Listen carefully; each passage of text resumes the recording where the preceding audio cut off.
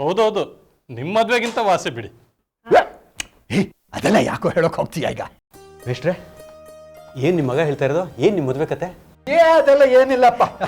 ಹೇಳಿ ಮೇಷ್ಟ್ರೆ, ಏನದು? ಅಯ್ಯೋ, ಅದೊಂದು ದೊಡ್ಡ ಕತೆ ಅಮ್ಮ, ದೊಡ್ಡ ಕತೆ. ರಘುರಾಮ, ಅದು ಏನಾಯ್ತು ಗೊತ್ತಾ? ನನ್ನ ಮದುವೆ ಸೆಟ್ಲ್ ಆಯ್ತಲ್ಲ, ಅದು ನಮ್ಮೂರಿಂದ ಒಂದು 60 ಕಿಲೋಮೀಟರ್ ದೂರದಲ್ಲಿರೋ ದೇವಸ್ಥಾನದಲ್ಲಿ ನಡಿಬೇಕು ಅಂತ ತೀರ್ಮಾನ ಮಾಡಿದ್ರು. ನಮ್ಮ ಮನೆಯವರೆಲ್ಲ ಸೇರಿಕೊಂಡು ಒಂದು ಬಸ್ ಮಾಡಿದ್ರು. ಆ ಬಸ್ಸಲ್ಲಿ ಹೊರಟುವಪ್ಪ.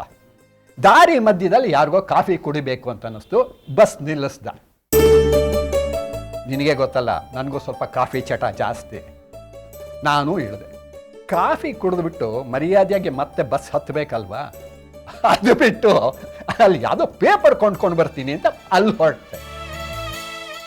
ಬಂದು ನೋಡ್ತೀನಿ, ಬಸ್ಸೇ ಇಲ್ಲ.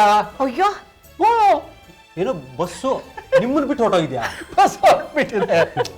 ಅದೇನಾಗಿದೆ, ಹಿಂದೆ ಕೂತಿರೋರು ನಾ ಮುಂದೆ ಕೂತಿದ್ದೀನಿ ಅಂದ್ಕೊಂಡಿದ್ದಾರೆ, ಮುಂದೆ ಕೂತಿದ್ದವರು ನಾ ಎಲ್ಲೋ ಹಿಂದೆ ಕೂತಿದ್ದೀನಿ ಅಂದ್ಕೊಂಡಿದ್ದಾರೆ.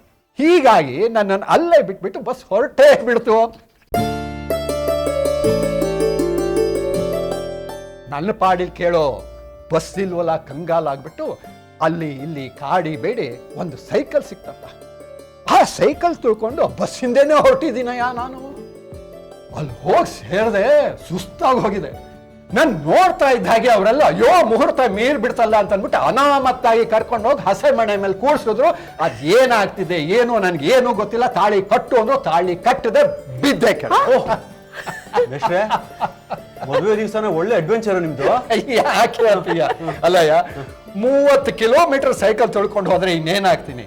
ಆವತ್ತು ತೆಳ್ಳಗಾದವನು ಇನ್ನೂ ದಪ್ಪ ಆಗೇ ಇಲ್ಲ.